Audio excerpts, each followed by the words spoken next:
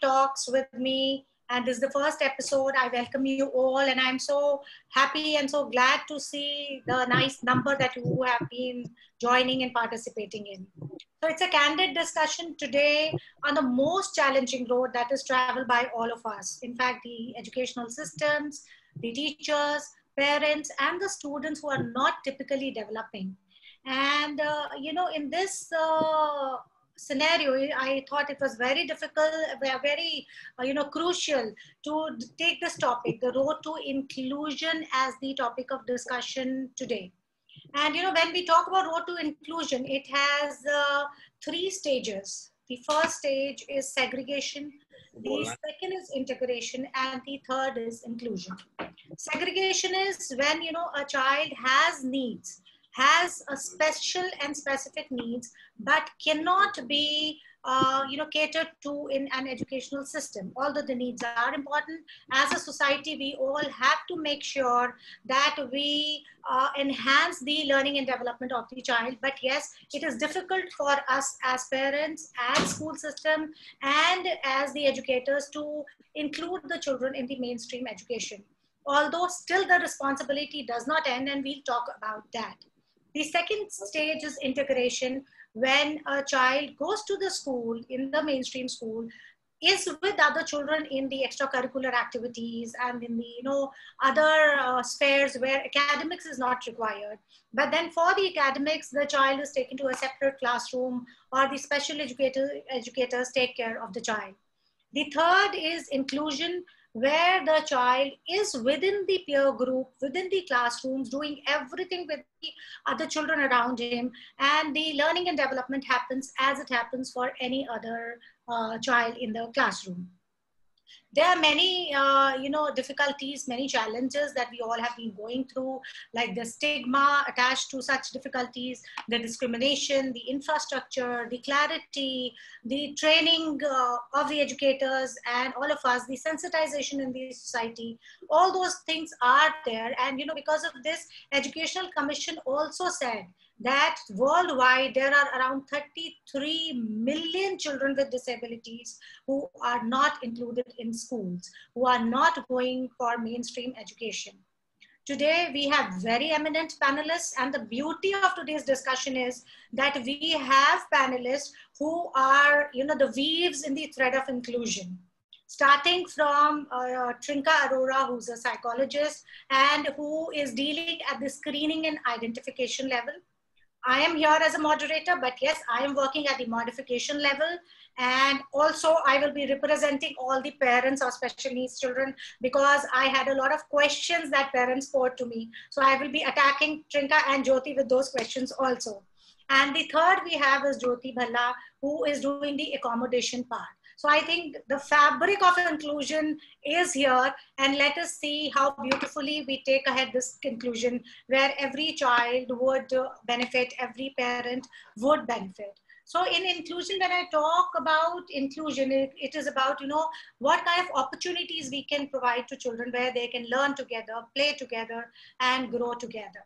So when I talk about, I really have, less words to explain what Jyoti is doing in the society. But yes, Ms. Jyoti Bhalla, I would like to welcome you. And with a small introduction of hers, she's an educationist with over 20 years of experience in education. She has played various roles as a teacher, as a trainer, as an administrator, as a researcher, education researcher, and a school administrator. She has held very high positions in different schools, and her responsibilities have really made her the beautiful human being she is, where as a successful administrator, she is today also, I believe, a learner by heart. And she's always ready to train and educate and empower the education fraternity around her. Her mantra in life is to engage and encourage learners, promote them to see things on their own, and make them learn through experiences rather than just relying on facts. That's really, really beautiful, Jyoti. And I welcome you again to this platform. And definitely, I chose you because you have been a very important part, a very important thread of this inclusion journey that I have been taking. Thank you so much for being here. Thank you so much, Vinita. I'm highly honored to be part of you. Yes. And the other panelist, Trinka, can you hear me? Are you here now? Yes, I am. Okay. So the other panelist we have is Ms. Trinka Arora, who is a clinical psychologist working with Max Super Speciality Hospital, Saket, and Asian Institute of Medical Sciences, Faridabad. He has more than 15 years of experiences of working with day-to-day difficulties and psychological issues that the people face. She is an MPhil in clinical psychology, and she's a certified Rehabilitation Council of India trainer. In over a decade of clinical practice, she has successfully provided psychotherapy and counseling to children struggling with academics, emotional, and behavioral problems. She has also played a crucial role in solving the marital problems, the family problems. She has actively been part of antenatal programs to help couples during the transition to parenthood. Her newest endeavor involves career assessment, guidance, and counseling. Considering her vast experience, she is able to serve children, adolescents, adults, and families with a variety of interpersonal difficulties. So I'm really honored to have such a beautiful panel for this candid discussion today. And to begin with it, I think, Trinka, if we can see you, it will be nice. Can others see her? Yeah? Has she started the video? Trinka, I think your video is off.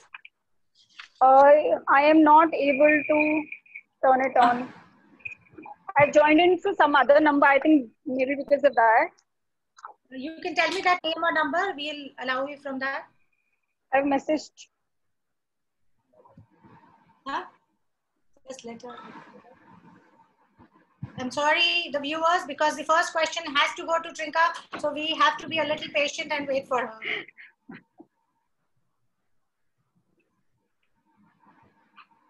And in any case, anybody who has questions, since it's a very crisp and short program, I would want you to post me the questions later on, maybe on my website, my mail, or WhatsApp.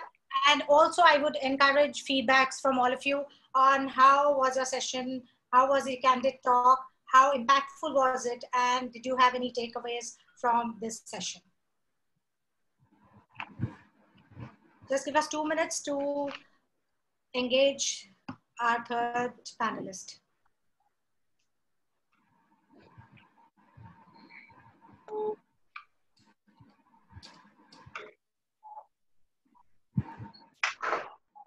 Where is this, right? Just put this, no? Please request all other participants to mute themselves and switch off their videos. It has data to come now.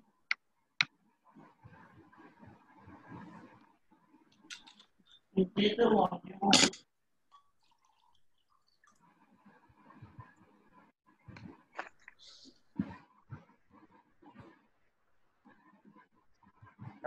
Tell me if you can't see me. Hello. Yes, I can hear you.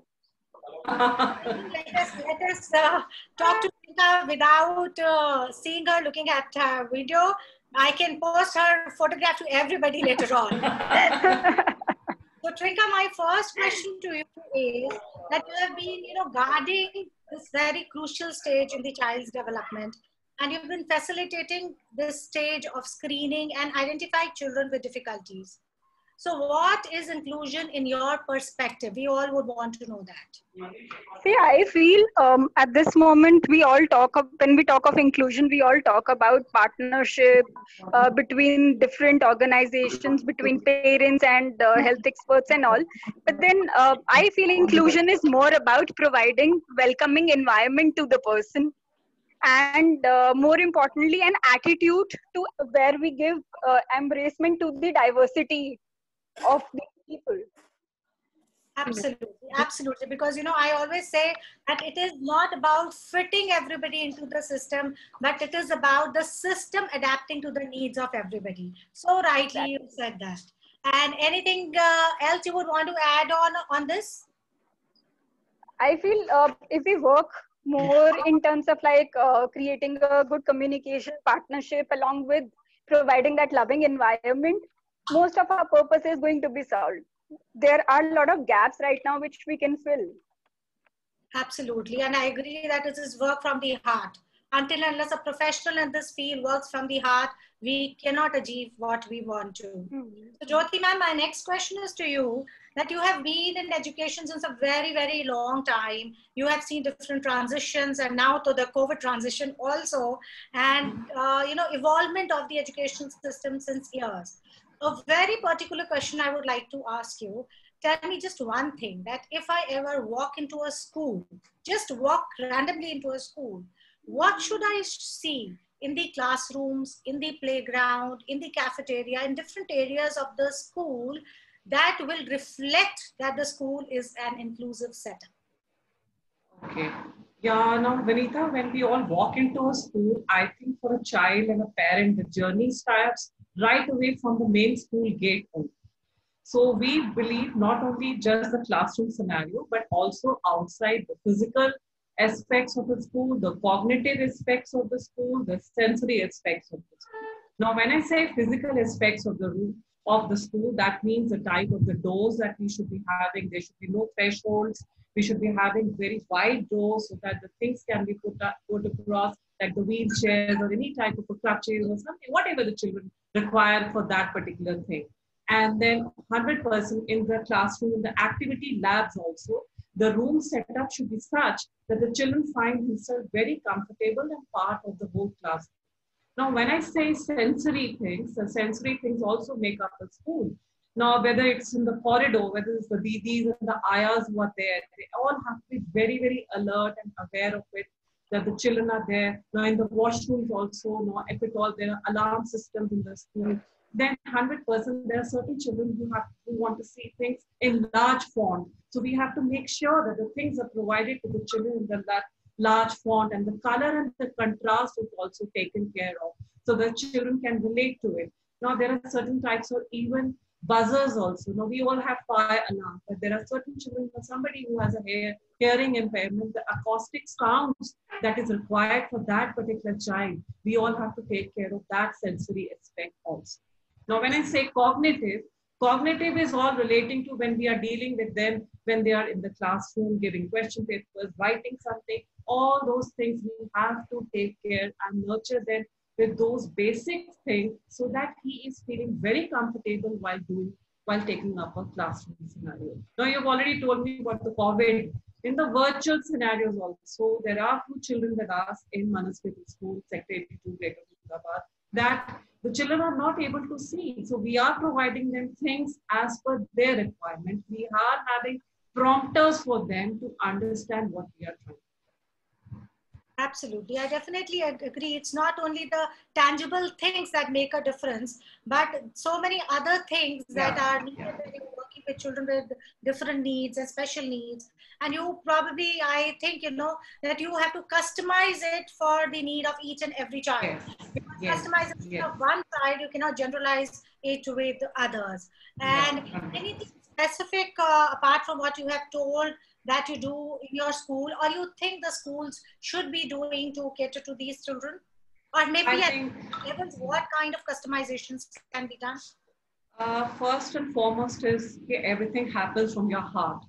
So the heart has to be so warm and the heart has to be so accepting, as Trinka has already told about that. So that feeling of acceptance, right from the support staff, to the teachers, to the other parents and the other guests that move around in the school.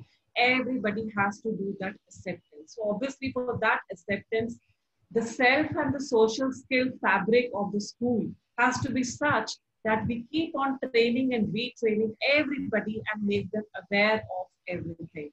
Trinka has already said the communication gap. Trinka, I totally agree to that. The communication gap is what schools have to bridge it between these children, parents, and us as. And very beautifully said, from the guard to the helpers, to the caretakers, to the washroom cleaners. I think each person at each level has to be sensitized to include the children beautifully. They all need to understand the needs of the children, and they also need to be trained how they need to interact with them. Very well said. So Trinka, I would like to pose the next question to you, that since you have been working with special needs children and I have been working with special needs children for more than 2 decades, I feel, that the first question that comes after the identification of the problem from each parent is, why me? Or why my child? That is the first question every parent asks. So I would want, since you're very closely working with them, I would want to know the challenges that you face post the diagnosis first. Okay, let us start with this, then I will pose the next question to you. What are the challenges? I feel before even the diagnosis is made, they by the time they come to us, they have gone through a lot other professionals, and they've already got that message that their child has something different, and at times the other health professionals have also diagnosed them without even realizing whether that's actually hold true for the child or not. So there are times where they come to us where they have that mindset that yes, my child has this problem, and I know my child will be this way throughout the life. So that is the phase where they come with denial, not accepting that my child has a problem, or still probably something can be done to it, or probably going into a guilt, regret that why this is happening to me, or probably I have done something, I have missed out on something during the growing up years that my child has become like this. So dealing with those emotions becomes a challenge initially. So you have to spend a lot of time with them, where you have to educate them, make them understand that it's not your fault. It's biological. There are a lot other factors which are contributing. So so that is the journey first, to then moving to the diagnosis. And after the diagnosis is made, then again providing a comfort to them, giving them education around it, that this is what it is, and this is where your child would struggle, this is what you should be doing, this is what your school will do, this is the other agency would do. So we all work as a license, so preparing them for that licensing. And then comes another major challenge is disability certificate these days, where they have no knowledge. I will just interrupt you there. Yeah. Before that, I would like to discuss on one thing, that what I've seen these days is when the parent goes to any professional, the professionals are in a hurry to label the child. Even at the age of 2, when we say that IQ cannot be done, when we say ASD tests cannot be done, people are labeling the children even at the age of 2 years as ASD and as having learning difficulty. And very strangely, I feel a setback seeing this. So do you also see such things happening around you? Absolutely. And it's not just that they would, diagnose and send their child, they would also tell the parents he's going to be or she's going to be this way for the rest of the life, which is again disheartening for the parent. Absolutely, absolutely. So undoing all that emotional trauma becomes the first challenge for us. Absolutely. That is what I wanted to hear from you. It's when the parents come, they come in such a distress situation that although their interventions can help the children, and being in this field of working with children, I've seen that children move over. Children have the ability, if right kind of intervention is provided, they move from segregation to integration and then to inclusion. I have many cases who have done this, who have actually started, going in an inclusion setup and then absolutely been mainstream. So I think that is a big, big challenge. And if any professionals are there listening to us, please stop labeling the children at a very young stage and promote that there is a chance of development in every child.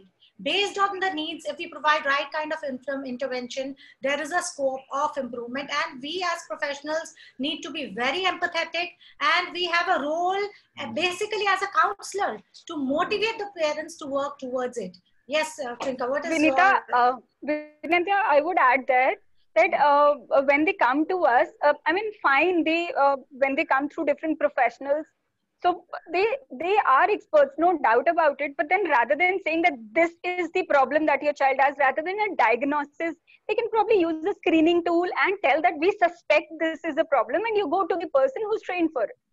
So that Yeah. will actually be a better approach. Give them hope, give them some right kind of direction. Yeah. What needs to be Yes. done? I mean, rather than Yes. being the part of the problem, let them be part of the solution there, Yes. isn't it?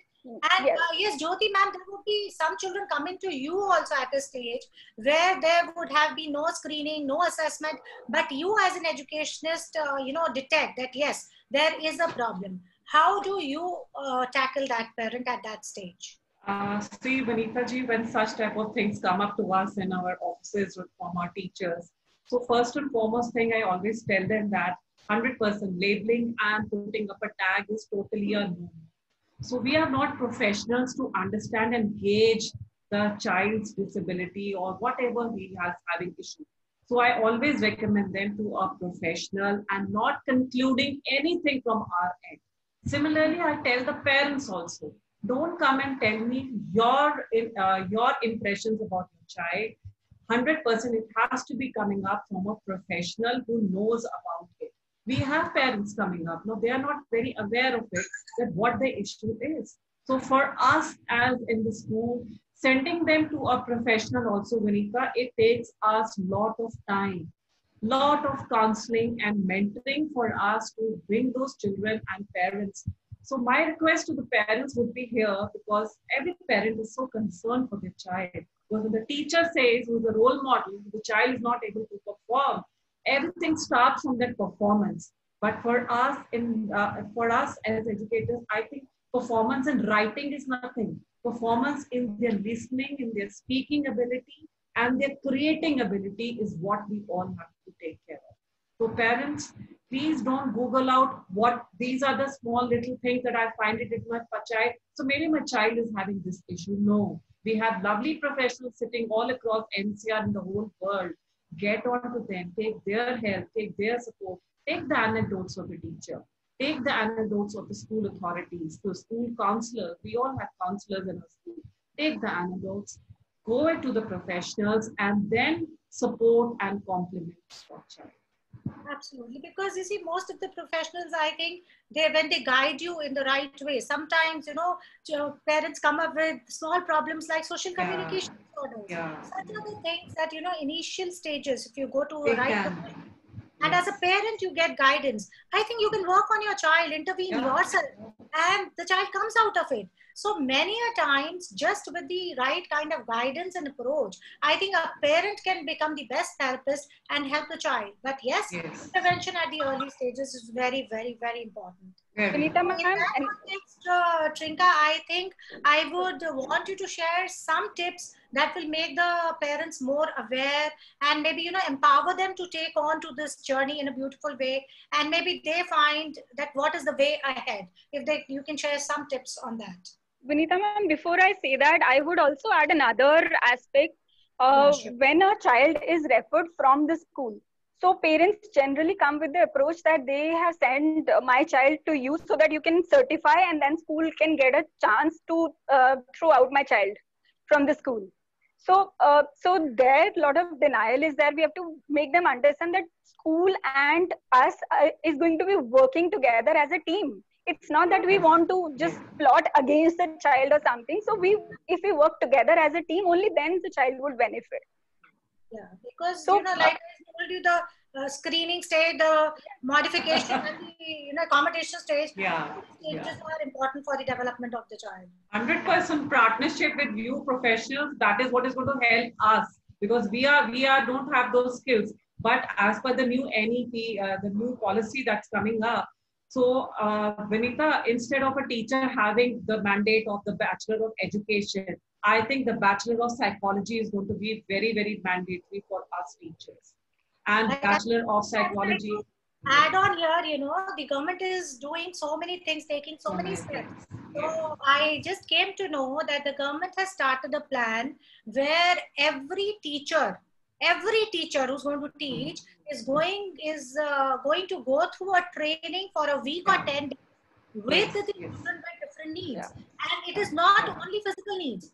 they will be appointed for internships in different kind of disability centers, Yeah, and yes, have yes. a feeling of it, so that when they go back to the system, they know how to entertain and how to interfere with these children, how to interact with these children. So at least that sensitization is happening, and that is what is the need of the hour, even in the our setups also, that training has to be there. And Yeah. definitely, sensitization training with a subject like psychology and special education should be mandatory in the times to come, when the Yes. any person is going through that, taking a degree in education.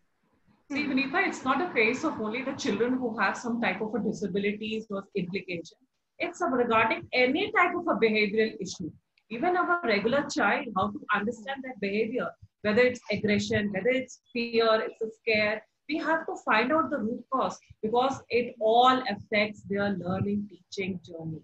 So that is what we all teachers and educators should be well equipped, so that we are able to understand and find out the root cause, and then maybe recommend the parent to a professional. At times it happens, we are in a hurry or a jiffy to make the child go to a professional, but 100% expertise is required for every teacher at this moment, where we are able to gauge what is the behavioral issue. Why not? Why to go to the fine motor and the cognitive skill issue? Why not the simple behavior things? That's very important for all of us. So Bachelor of Education is going to include Bachelor of Behavioral Sciences also. Absolutely, because understanding the emotions and behavior Yes. is the most important thing that is required. So Trinka, if you can share some tips with the parents on how to take that journey ahead. I feel, I mean, once diagnosis is made and the intervention has started, so major thing that parents should be doing is whatever is being taught to the child in the therapy, if they can integrate that into the daily life. So even if, for example, a child, so rather than doing a task for the child, if they can help them in deciding the steps how it needs to be done, and encourage the child to do the task on his own. So I think that will really help.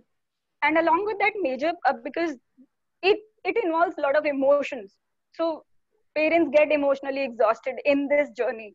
So there Yes. are going to be days where they would not see any improvement in the child, so they would struggle. So my only request to the parents is, do not quit at that time. Take a break. Probably you can share role of parenting, caregiving at that time, where both the partners can decide that this is what I will do for the child and this is what you do. But do not quit. Do not lose the hope that child would never improve. Keep on Yeah. trying. You would definitely see the results. Consistency is the key to success here. Trika, Absolutely. I want you to share about the disability certificate, because most of the parents that come to me are not aware of how to go about getting a disability certificate made, from where to get it made, how is it going to help the parent or the child by making a certificate. Can you talk about that? Yeah. So disability certificate is generally provided by district medical hospitals of different states. That is provided to a person who has at least 40% of disability. So that what is the percentage of the disability is decided by a team of mental health and other health professionals, where they create a team and then they sit together and assess the different disability in the child and give a percentage to it. So minimum 40% needs to be there. So once the disability certificate is made, that is valid for 5 years. And why this disability certificate is important is basically to avail the entitlements, to avail the uh, facilities that the government is providing for them. So there are reservations in jobs, in various careers and everything. So along with that, they have travel allowance, they have various schemes which can help them related to pension and tax deduction. So there are lots of opportunities. So if they actually get the disability certificate made, so it becomes easier for them to access all that. But Trinka, what I have seen is parents feel that it is a stigma, Hmm. getting the child stamped with a disability certificate makes the child disabled. Although they do not understand that it will help them in, higher education and getting so many opportunities. It's not just about getting the travel allowances or just tax deductions. It is about the bigger picture. So can you share those advantages with us? So that is the point. I mean, where after diagnosing the child, I sit with the parents and educate them that why disability certificate is required and how it would not make any difference. It's not that we are putting a stigma on the child, but then there are going to be a lot of benefits attached to the child. Things would become easier for the child and child would be more independent. It would, parent would not see that they are financially burdening themselves.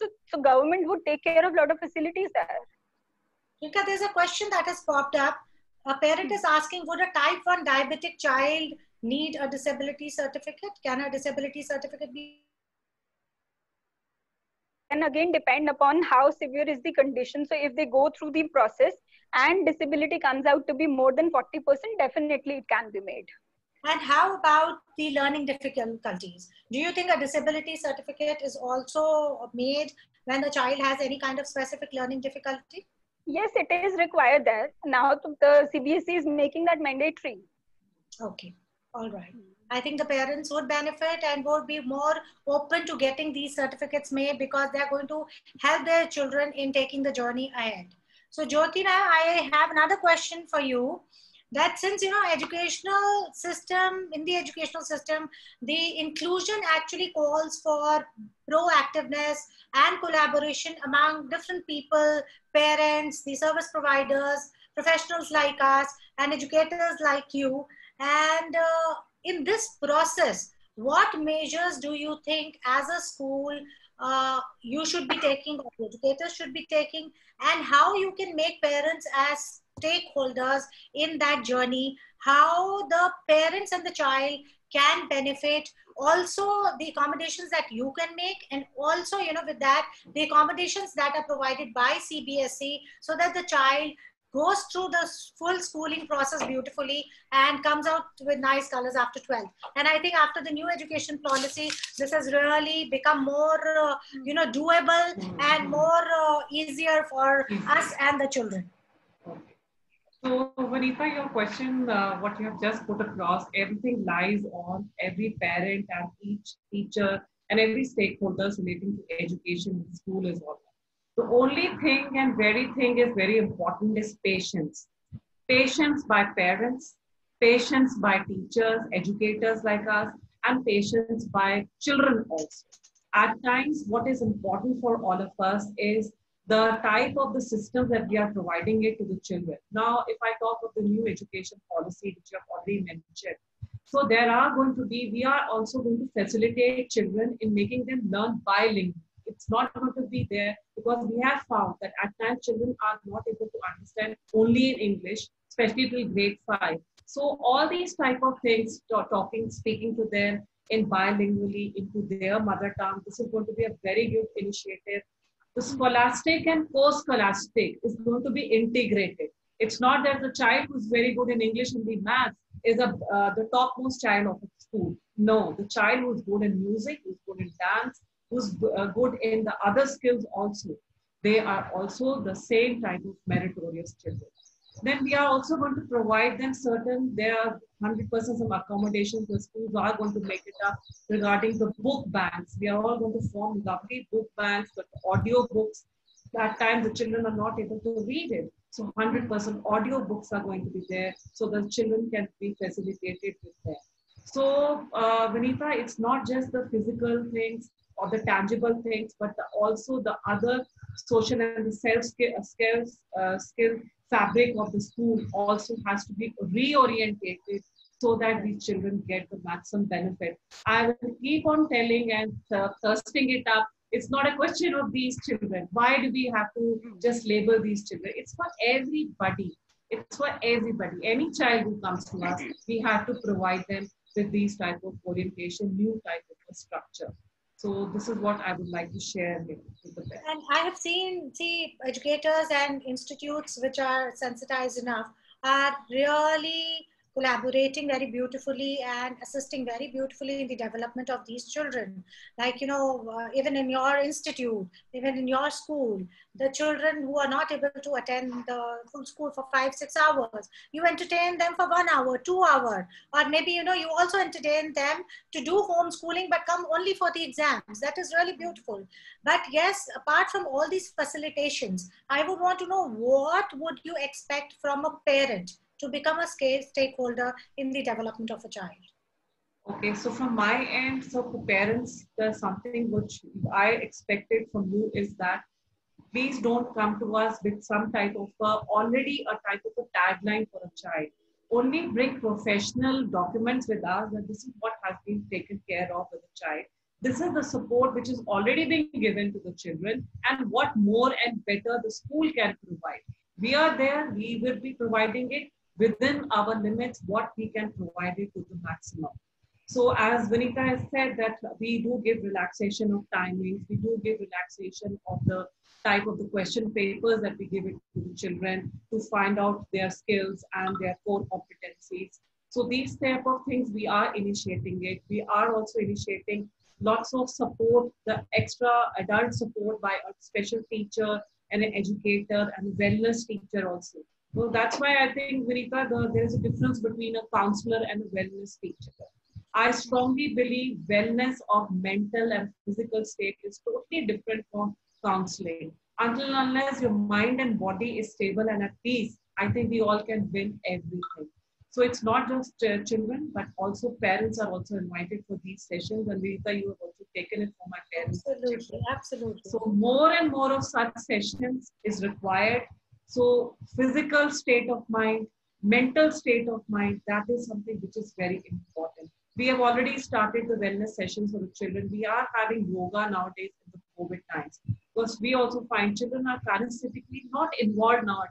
They are all stuck up in front of this laptop and they are only stuck to this. So we have initiated wellness sessions where the children are doing yoga, they're doing aerobic, they're doing Zumba, so that kinesthetically also they are involved in these COVID times. It continues in our school, whether COVID or not COVID.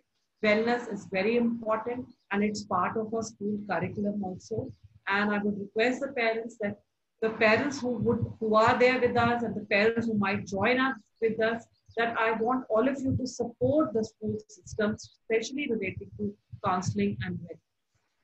And I always tell the parents, go back to the roots, go back to your childhood, where, like I always say, children, we used to play in mud, but today it is called mud therapy. We used to play in water, it is called hydrotherapy. So please engage your children meaningfully in different kinds of play, different kinds of physical activity, cognitive activities. There is so much that a parent can do at home. But most of the times I've seen parents, they have heard about terms like ADHD and all. And the child does not have ADHD. But they don't have. He's very hyperactive. My child is very, very hyperactive. So parents, please do not start labeling your children like this. And I think as a system together, we all can definitely make a difference. And before we actually end the session in few minutes time, I would want two things. One, the question, Jyoti, you had planned for me, you can put it on to me. And then in the end, we would want to take few questions from the chat also. So, Vinita, the question from us as educators and school institutions, my question to you is that how does people like you help these children, and how do you bridge the gap with us, and how do you can make us understand what is the type of the ball game of these children? Now, let's all not be in silos. This is also part of the national education policy. Nothing is going to work in silos. It's going to be integration of everything. Yeah. So how do you integrate with us? See, I've been working at all the levels. The segregation level that I spoke about, that where children will not benefit by going to any institute or a school education system. There are children whose difficulties are really great and they need a lot of time for intervention and very specific interventions. So therein the children only come to me where, under one roof, we provide all the therapeutic intervention. The second stage that I talked about, that is integration. In integration, what is done is when the child, from our side, the child goes to the school.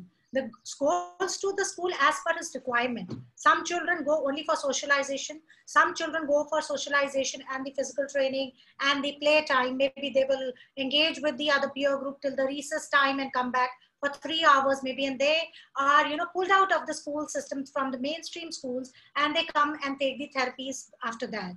In the inclusion, you know, what happens is we as professionals also modify the curriculum, modify the worksheets, modify the syllabus of the child. We make customized papers and worksheets and assessments, and we provide it to the schools, and the schools assess those children on those worksheets and on those parameters. And by this scaffolding, it becomes very easier for the schools to take the children up to the grade 8 level, and then 9th, 10th, 11th, 12th, we do get exemptions and accommodations from the CBSE, and now they are more, in fact. So many children who have been coming to us have crossed that stage, have cleared their 12th with the support of the institutes and with us working in the background. And but here, Jyoti, I would also like to say that there are parents sometimes who really insist ki yes, it's, you know, right to education is there. So Sarv Shiksha Abhiyan is there. So every child must go to the school. But parents also somewhere need to understand that you need to insist that your child should go to school only if the child will have some kind of benefit.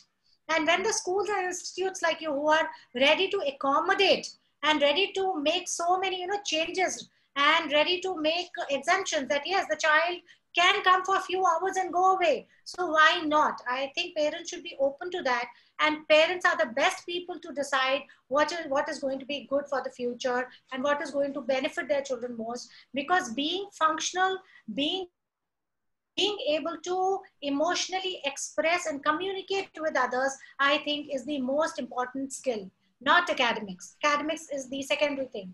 Before that, if your child is able to express what the child wants to say, if the child is functional enough to stay in the society, to move around in the society, I think that is really beautiful. And the parents who accept this and start working on these terms, I think have really a bright future. To an extent, Jyoti and Trinka, and other parents also, I have worked with children who have been non-verbal. But despite being non-verbal, some of them are doing great for NCERT books. They're reading and writing. So why not, you know, instead of focusing on what the child cannot do, we all need to focus on the strengths of the children. And I think, yes, the education system is nowadays, especially with the NEP, is giving us more leverage on that. And we will be in a better situation to help the children. So before I take the questions, I want to sum up and then we will take up the questions. That the success of this inclusive practice, I think, is dependent on the teaching, how it is organized, and how well the curriculum is differentiated for the children. And seeing the, you know, landscape, the changing landscape of special education, we think that there's need of training for the professionals and the teachers around, and monitoring the inclusive practices that we are doing for, you know, the enduring process. We need to keep a track on this. So I would like to quote Tony Doyle here. Tony Doyle is the Director of Special Education Needs and in the University of Limerick. He stated a very beautiful thing in the paper. He says that we have commenced our journey on the road to inclusion. We still have a long way to travel. And I think if all of us hand in hand, in fact, work together, we will definitely reach our destination where all the children will be competent, all the children will be happy, all the children will grow beautifully, and in an environment where there will be a lot of acceptance, there will be no segregation at all. In fact, I believe, Jyoti, that even in your institutes, it is more important, like you were saying, you know, training from the guard to the caretakers. It is important for us to sensitize the children who are typically developing, so that they grow up with a mindset of including everybody, not like us. We have been biased throughout our growing up years. We want these children, this generation, to grow up with that assimilation kind of an attitude. So here we would like to take some of the questions, like there is a parent, Trinka and Jyoti, you both can address to the questions. There's a parent who wants to know if a child is taking 3 times insulin, like Trinka, we are talking about the diabetic child, 3 times insulin, and the child is going to appear in class 12th in 2021. How it is confirmed that he has 40% disability? See, that would be decided by the team of doctors, which would sit together and assess the disability and finally make the disability certificate. So they would assess that on what terms, what percentage of disability this child has. So it's And I not think going to be done by one doctor. It's a team of doctors from different specializations. I think that will be beneficial for them. Whom should they approach for this answer? Any district medical hospital. Okay. Any particular person in that district medical hospital? Once they go, I mean, so even if they directly meet the medical director or a psychologist there, they will be able to guide them. Wonderful. So the second question is, can disability certificate be taken only from domicile state government hospitals or any state hospitals where parents are working? They have assigned few hospitals like AIIMS, and there are few more where they can get it made from any domicile. Otherwise, yes, they have to get it done from the domicile. Domicile, yes. And I think there is a list available of hospitals that if you are staying in a particular zone, they have divided it into zones. Yes. So those zones, your hospital should fall in that zone if you need a disability certificate. The other question to ma'am AIIMS hospital भी आज की date में residential certificate मांगते हैं. दिल्ली के ही रहने वाले लोगों को देते हैं, किसी और को नहीं देते हैं.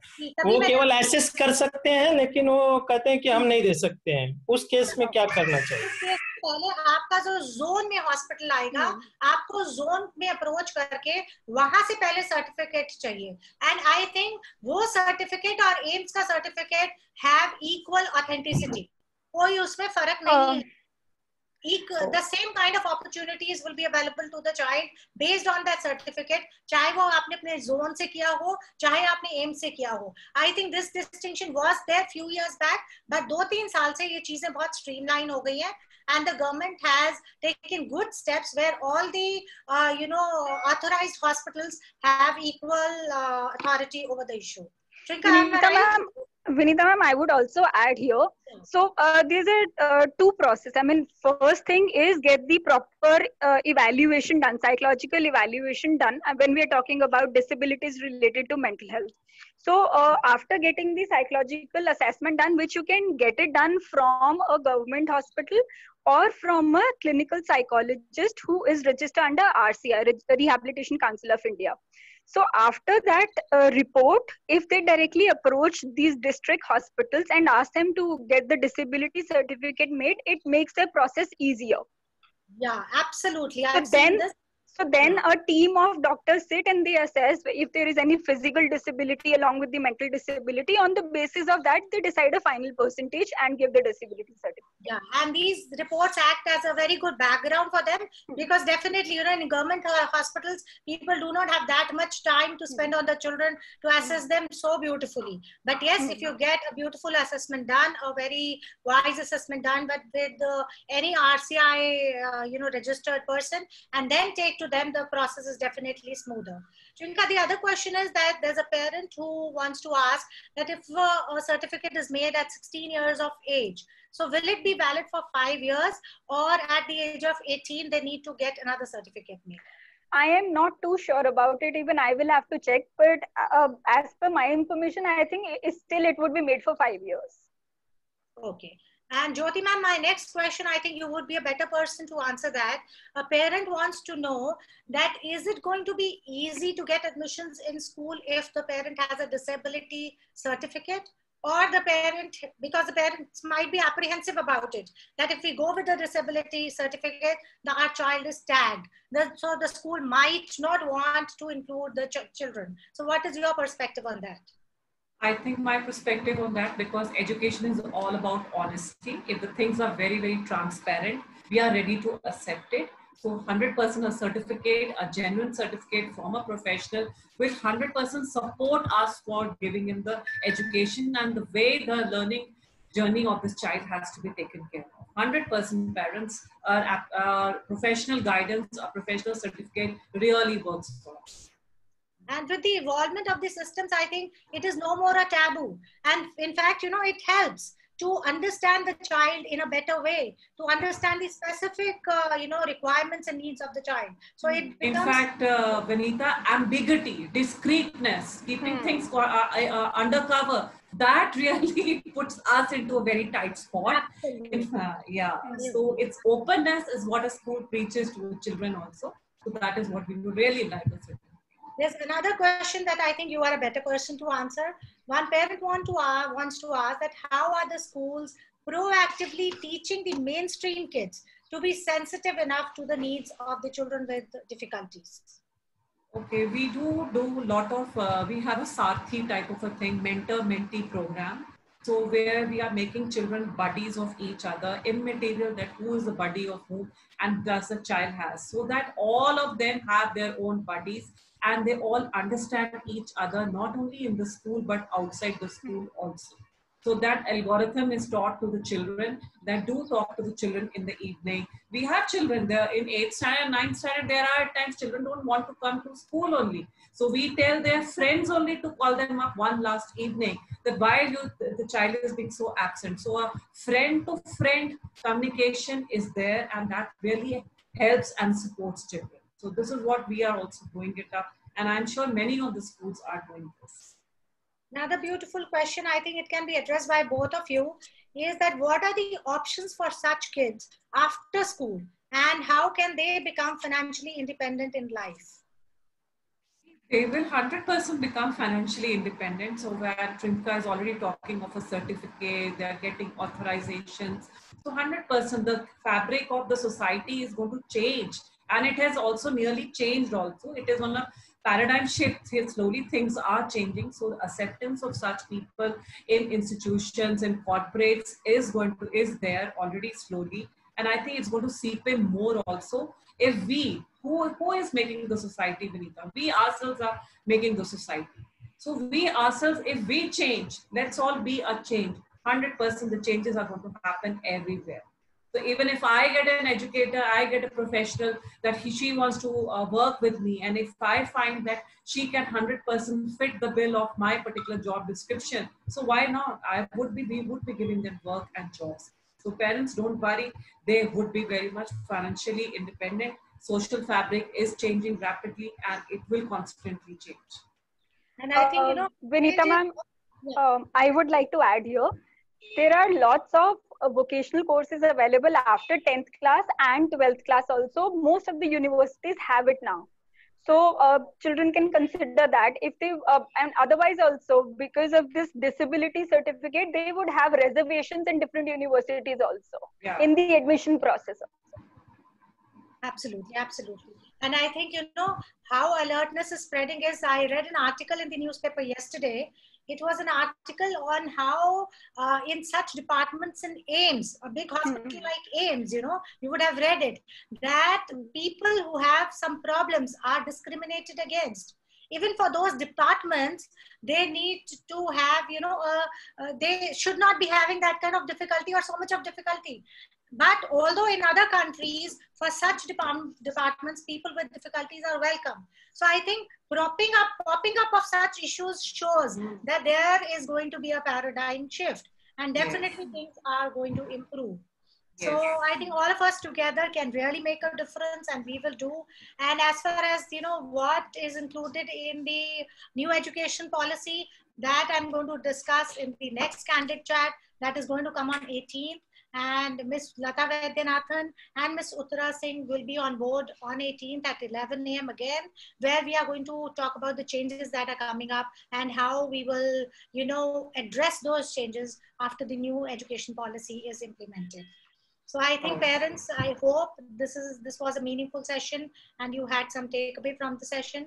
And Jyoti and Trinka, thank you so much for being a part and sharing your insights on such a sensitive topic. Thank you so very much. And thank you parents for joining in such good numbers. And we believe truly believe that we all can make a difference and make each life beautiful in the society. But yes, most important thing with which I want to leave this session today is, it is not the responsibility of others. It is the responsibility of us as ourselves to teach our children, because I've seen so many questions of parents coming, how school will do, how this person will do, how you will do, how you as a person will do, how you will sensitize your children, a typically developing child. If you have a child who's typically developing, who does not have difficulties, how you are going to sensitize your child to adapt and adopt to children around them, to adapt and adopt to children with difficulties around them. I think that is more important. And the charity begins at home. If we start thinking that way, it is definitely, the synergy is going to spread, and we are going to have a truly inclusive society. Thank you so much, everyone. Thank you, Jyoti. Thank you, Trinka, again. Thank you, Wonderful. Thank you, parents. Thank you, children. Yeah. And any feedbacks are most welcome. Any questions are most welcome. You can post on to my website or my WhatsApp or my number anyways. Thank you so much. God bless you all. Take care. Be safe. Thank you. And the website is www.vinitaberry.com. Thank you, ma'am. Thank you, Vinita, ma'am. Thank you so much. Bye-bye, everyone. Bye, bye, bye.